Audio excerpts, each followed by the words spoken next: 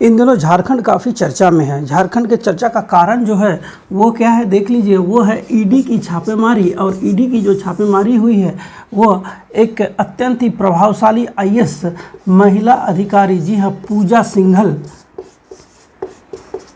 सिंघल पर जो ईडी की छापेमारी हुई और जो अभी वर्तमान जांच में केंद्र में है वो है पल्स हॉस्पिटल।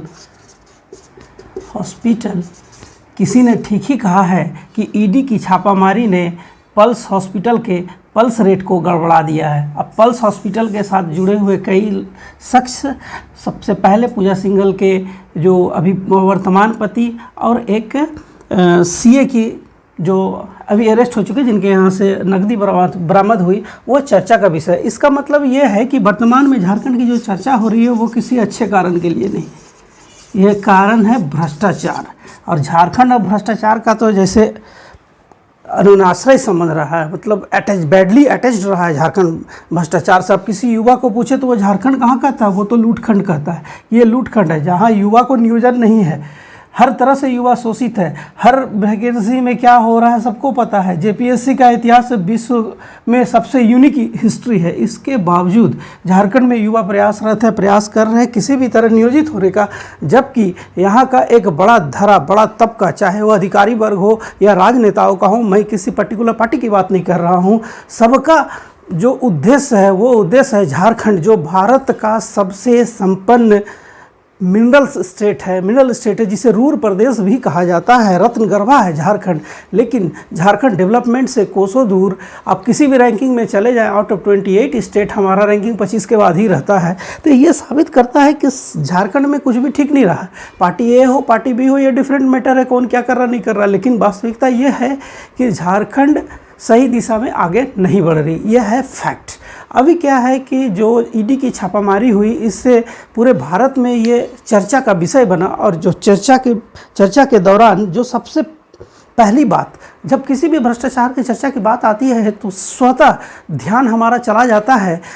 क्योंकि जांच एजेंसियां सीधे उंगली खड़ा करती है किस पर, तो सेल कंपनियों पर। अब चलिए देखेंगे इसी को कि सेल कंपनियां क्या है। चूँकि मैं बता दूं कि सेल कंपनियों को लेकर झारखंड में वर्तमान मुख्यमंत्री के खिलाफ भी माननीय उच्च न्यायालय में कोई वाद विचाराधीन है, और उसका निर्णय क्या होना है या नहीं होना या क्या उसमें होगा वो मुझे नहीं पता। लेकिन यह है कि सेल कंपनी को लेकर जुड़ा हुआ इशू है और उसको माननीय उच्च न्यायालय देख रही है। तो सेल कंपनियां इन दिनों काफ़ी चर्चा में है। तो ये जानना बहुत ज़रूरी है कि सेल कंपनियां, जब ये स्पष्ट है कि सेल कंपनियां जो बन रही है ये सीधे कंपनी नहीं, फर्जीवाड़ा है,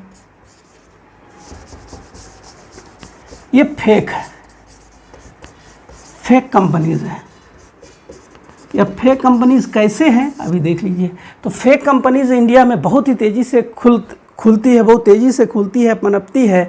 और ये अपने नापाक उद्देश्य से अवैध धंधे को, खास करके जो अर्थव्यवस्था में जो अवैध कारोबार है उसको गति प्रदान करने का काम करती है। तो यह काम और कोई नहीं बल्कि यह करती है सेल कंपनी। और सेल कंपनी जो है इसका कोई भौतिक अस्तित्व, कोई जरूरी नहीं कि इसका भौतिक अस्तित्व होगा। इसका कोई फिजिकल जो इंफ्रास्ट्रक्चर, जैसे किसी भी कोई भी कंपनी है, कंपनी के लिए क्या होगा, इंफ्रास्ट्रक्चर होना चाहिए, उसमें इन्वेस्टमेंट होगा,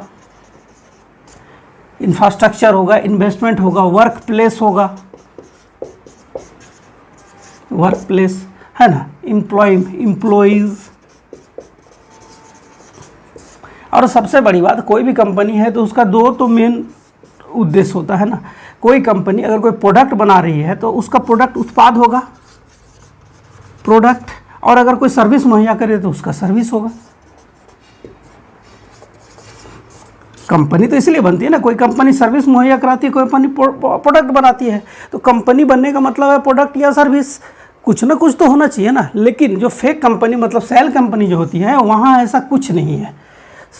जो सेल कंपनी है, सेल कंपनी का जनरली ये जान लीजिए कि इसका कोई भौतिक उद्देश्य है ही नहीं, भौतिक स्टेट मतलब फिजिकली ये एग्जिस्ट करता ही नहीं है। अभी आपको कुछ आश्चर्यजनक मैं रिकॉर्ड दूंगा तो आप आश्चर्य करेंगे कि कैसे एक कमरे में 4 सेल कंपनी चल रही है। कहाँ चल रही है वो बताऊंगा। कैसे एक बिल्डिंग के एक फ्लोर में 20 कंपनियाँ चल रही है। एक सीए सैकड़ों सेल कंपनियों को का बैलेंस शीट देख रही है। तो ऐसे सभी बातें अभी आएगी सामने। तो सेल कंपनी कोई आसान बात नहीं है कि भारत में सेल कंपनी क्यों पनप रही है और सहजता से पनप जाती है और सरकार के नाक के नीचे और सरकार कुछ कर नहीं पाती है। तो इन सभी चीज़ों को ध्यान से देखना होगा, तो समझना होगा कि सेल कंपनी आखिर क्यों आगे बढ़ रही है, क्यों पनप रही है। तो देखिए, सेल कंपनी का जो स्पष्ट उद्देश्य है ना, ये सीधे सीधे क्या है कि अवैध कमाई को, जो अवैध कारोबार है उसको, अवैध कारोबार को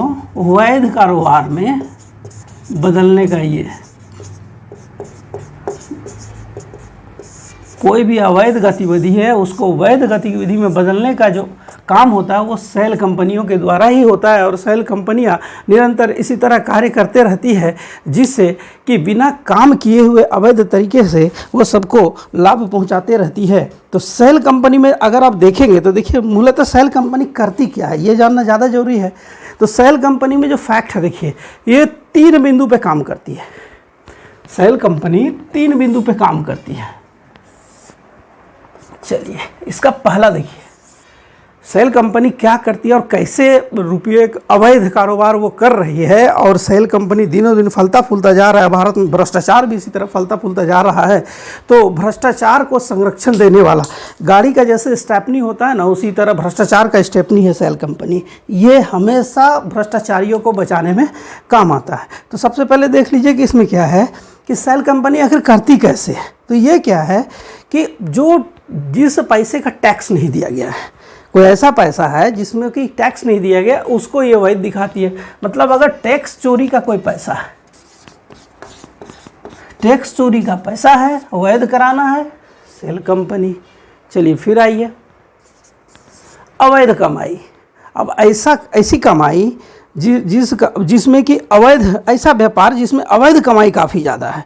तब अवैध कमाई को आप रिकॉर्ड में नहीं दिखा सकते। अवैध कमाई जो है उस, यही है झारखंड वाला मामला। अवैध कमाई में क्या है कि यहाँ अवैध कमाई जो है ये है ब्लैक मनी। अब ब्लैक मनी को जो वाइट मनी में बदलने का काम है, यही तो करती है सेल कंपनी। अब जो अवैध कारोबारी है उसको तो सेल कंपनी भाएगा ही, क्योंकि सेल कंपनी क्या कर रही है, आपके अवैध कमाई को, किसी के अवैध कमाई को वाइट मनी में बदल देती है।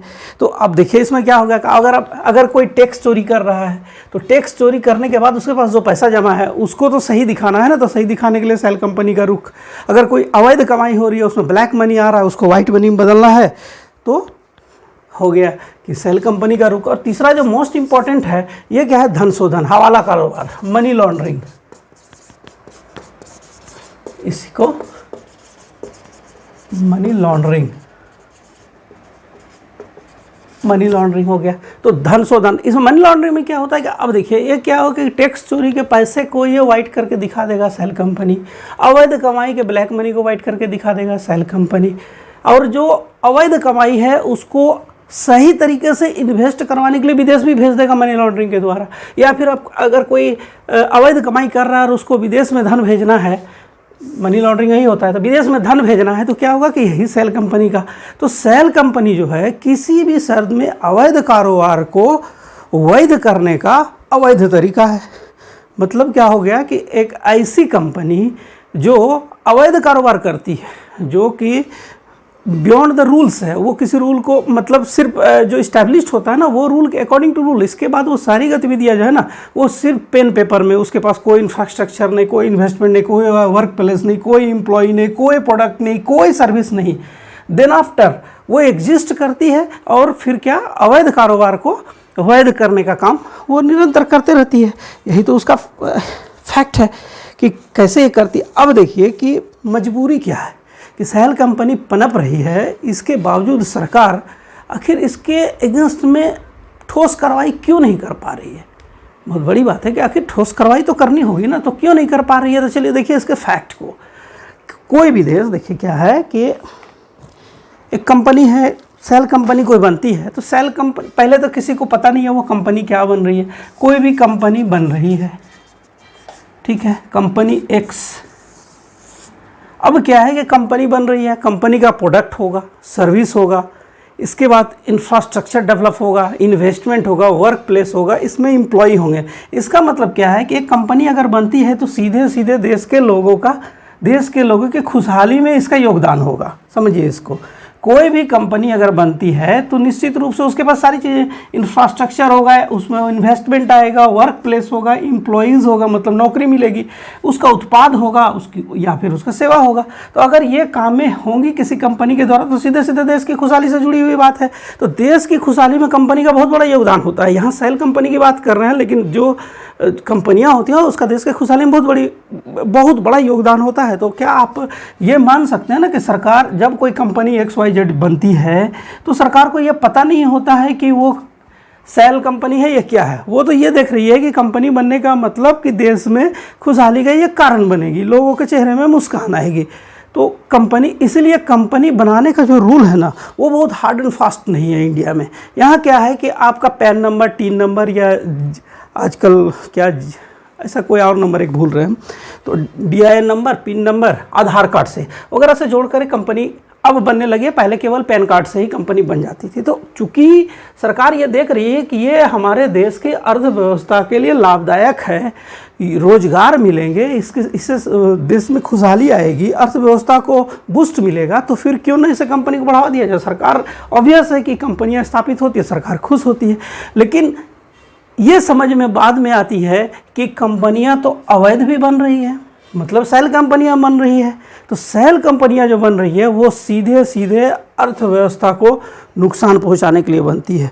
सेल कंपनियां अवैध, वर्तमान में भारत में जो सेल कंपनियां कार्यरत है ये लगभग अवैध कमाई का 48% तक, भारत में जो अवैध कमाई, अवैध तरीके से रुपया कमाया जा रहा है उसके 48% तक के कमाई को ये सेल कंपनियां वैध बना देती है। तो समझिए कि कितना बड़ा नुकसान है देश को, भारत की अर्थव्यवस्था को। आपको जानकर यह आश्चर्य होगा कि जो नोटबंदी हुई थी, जिसको सर्जिकल स्ट्राइक कहा गया था अगेंस्ट करप्शन, वो इसलिए कहा गया था कि नोटबंदी जो है ना, नोटबंदी सही में सेल कंपनीज जो अवैध तरीके से कारोबार कर रहे थे और अचानक नोटबंदी हो गई तो क्या हुआ कि इसमें बहुत, इसको धक्का, सेल कंपनी को बहुत नुकसान हुई, सेल कंपनी के माध्यम से अवैध कारोबारियों को नुकसान हुई। इसीलिए तो कहा जाता है कि जो नोटबंदी थी वो हमारे माने इंडियन इकोनॉमी में एक तरह से सर्जरी थी, वो सर्जरी थी जिससे इंडियन इकोनॉमी को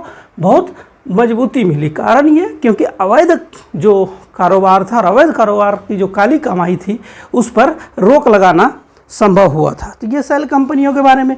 तो सेल कंपनी, आप देखिए कि सरकार तो कुछ प्रयास कर रही है, ऐसा तो नहीं है कि सरकार सीधे सीधे कंपनियां इस्टेब्लिश हो रही है, वो सेल कंपनी बदल जा रही है और सरकार कुछ कर नहीं पा रही है। नहीं, सरकार कर रही है, लेकिन सरकार के प्रोसेस में ही तो है कि झारखंड में जो ED की छापामारी हुई और अब सेल कंपनियों की बात आ रही है, ये सरकार का ही एक प्रक्रिया है। अब चलिए इसको देखिए कि जो सेल कंपनियां हैं, कोई भी सेल कंपनियां हैं, उसको रोकने के लिए, आइडेंटिफाई करने के लिए और ऐसी कंपनियों को बंद करने के लिए सरकार क्या प्रयास करती है, तो चलिए देख लीजिए। मैंने कहा था कि अभी काफ़ी चर्चा में है, इसलिए सेल कंपनी के बारे में A to Z जान लेंगे ताकि कोई कन्फ्यूजन ना हो। और ये हमेशा चर्चा में, जब भी भ्रष्टाचार की बात आती है सेल कंपनी की बात आती है। सेल कंपनी क्या है, क्यों है, अभी आपने देख लिया। अब चलिए इसको देख लेते हैं कि इसको मॉनिटरिंग गवर्नमेंट किस तरह से करने का प्रयास कर रही है। तो देखिए ये सेल कंपनी हो गई, तो जो सेल कंपनियां कैसे मॉनिटर की जाएगी, चलिए इसको देखिए। तो सबसे पहले तो आप जानते हैं, जैसा अभी झारखंड में जो इशू है ED का, ED क्या, इन्फोर्समेंट डायरेक्टोरेट, मतलब प्रवर्तन निदेशालय। फिर बात आएगी SEBI, security exchange board of India, ठीक है, ED हो गई, SEBI हो गई। फिर जैसे हम लोग आगे जाएंगे तो फिर क्या होगा, कुछ डिपार्टमेंट आएंगे, ऑब्वियस है, इनकम टैक्स डिपार्टमेंट, टैक्स चोरी की बात है, इनकम टैक्स डिपार्टमेंट। फिर कहाँ, तो रेवेन्यू डिपार्टमेंट,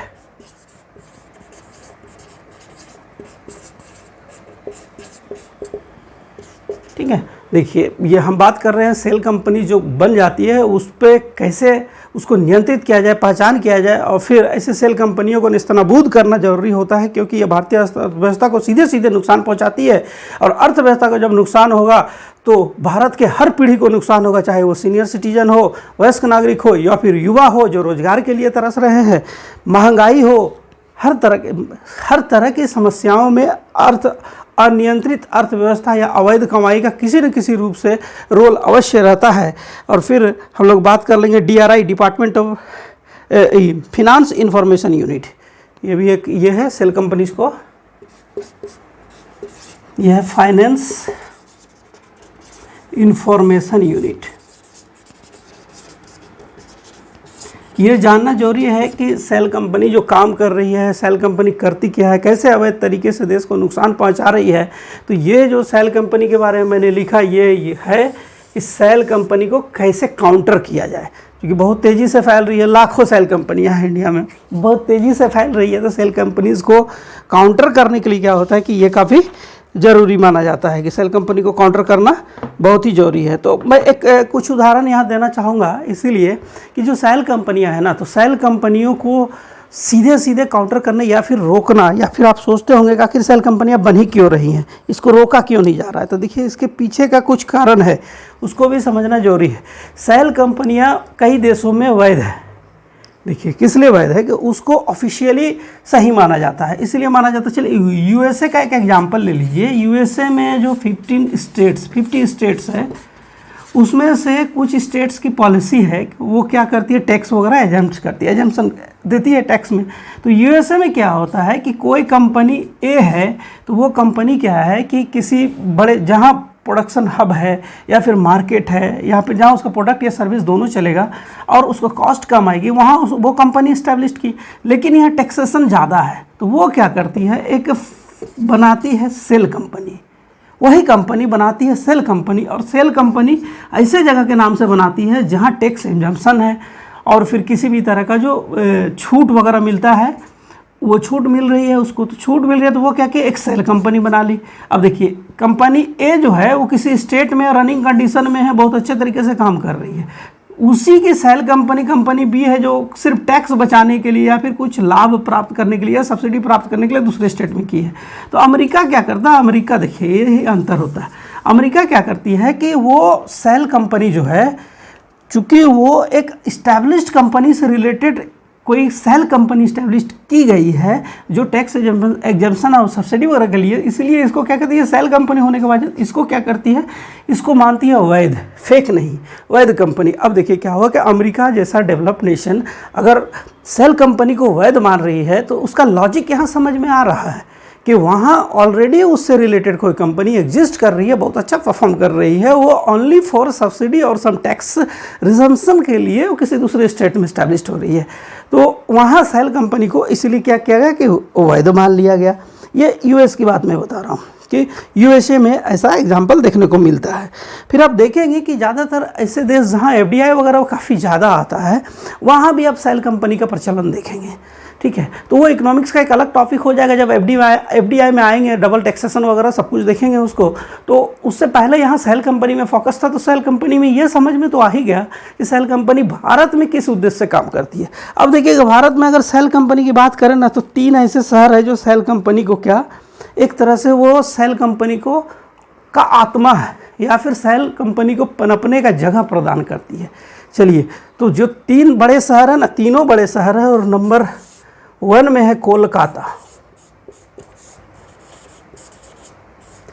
नंबर 2 मुंबई, देखिए भारत की आर्थिक राजधानी, और नंबर 3 दिल्ली, भारत की राजधानी, और कोलकाता भी भारत की राजधानी रह चुकी है। तो देखिए सेल कंपनी कहाँ पनप रही है, कोलकाता, मुंबई, दिल्ली में, जहाँ मैक्सिमम सेल कंपनियाँ रजिस्टर्ड है, और यही सेल कंपनियाँ भारत को सीधे सीधे अर्थव्यवस्था में भारी नुकसान पहुँचा रही है। अब देखिए, कोलकाता से जुड़े हुए सेल कंपनियों के बारे में कुछ आंकड़ा बाहर निकला, कुछ जांच हुई, और जांच में जो आंकड़ा मिला वो ऐसा आंकड़ा है और इतना खतरनाक आंकड़ा है कि आप परेशान हो जाएंगे।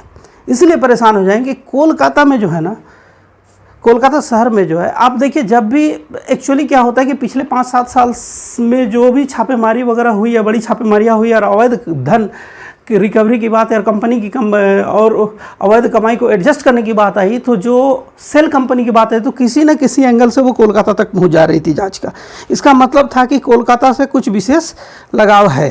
तो कोलकाता से विशेष लगाव के लिए क्या जांच हुई, और जांच में जो कुछ रिकॉर्ड आया वो एकदम आश्चर्यजनक है। कोलकाता में लगभग 30,000 सेल कंपनी, कोलकाता की बात करो 30,000 सेल कंपनी, इससे मतलब सेल कंपनी 30,000 सेल कंपनी कहाँ, तो कोलकाता में। अब देखिए ये कंपनियां जो क्या है कैसे चल रही थी, अब देखिए यहाँ क्या है कि किसी एक बिल्डिंग में, कोलकाता में किसी एक बिल्डिंग के एक फ्लोर में 20-20 सेल कंपनी काम कर रही है। एक बिल्डिंग के एक फ्लोर में 20-20 सेल कंपनी, एक रूम में 4 सेल कंपनी, 4-4 सेल कंपनी। ये मजाकी हो गया ना, अर्थव्यवस्था के साथ मजाक खिलवाड़।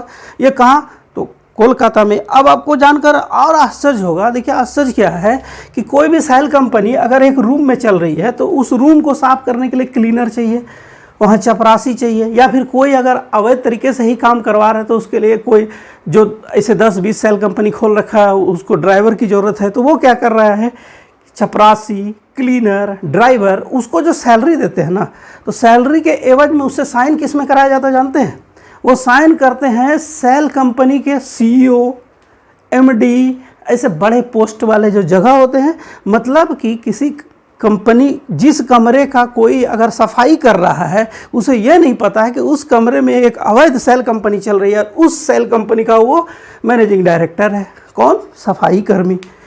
कोई चपरासी, उसको पता नहीं है कि वो जिस डॉक्यूमेंट पे साइन कर रहा है वो उस कंपनी का CEO बना हुआ है। ड्राइवर MD या CEO बना हुआ। तो इस तरह फेक कंपनियां इस्टेब्लिश की गई और सेल कंपनियों को एक तरह से बढ़ावा दिया गया। और सही मायने में जब कोलकाता से ये रिकॉर्ड्स आए ना, तो बहुत ही आश्चर्य हुआ, आश्चर्यजनक रिकॉर्ड हुआ। और फिर मैं साथ में ये भी बता दूं कि मुंबई और दिल्ली वेस्ट भी लगभग 1 लाख ऐसी कंपनियों को फिनांस डिपार्टमेंट ने क्या किया कि ऐसी कंपनियों के रजिस्ट्रेशन को रद्द कर दिया, क्योंकि ये कंपनियां 2 वर्ष से रिटर्न फाइल नहीं कर रही थी। जब 2 वर्ष से रिटर्न नहीं फाइल कर रही थी तो फिनांस डिपार्टमेंट को यह समझ में आ गया कि यहाँ जरूर कुछ ना कुछ गड़बड़ है। फिर उन्होंने सीधे सीधे एक्शन लेते हुए ऐसी कंपनियों का रजिस्ट्रेशन ही रद्द कर दिया। तो सॉरी, तो इस तरह आप समझ सकते हैं कि सेल कंपनी कोई छोटी मोटी बात नहीं है। ये एक सिस्टमेटिक ढंग से किया जा रहा आर्थिक अपराध है।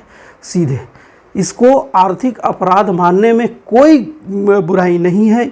सिस्टमेटिक ढंग से किया जाने वाला आर्थिक अपराध, और उस आर्थिक अपराध को बढ़ावा देने वाला, या फिर भारत में आर्थिक अपराध की आत्मा अगर कोई है तो वो सेल कंपनी है। और सेल कंपनी अभी झारखंड के कारण काफ़ी चर्चे में है, इसलिए इसको जान लेना जरूरी था, इसलिए मैंने इस टॉपिक को अभी कवर किया।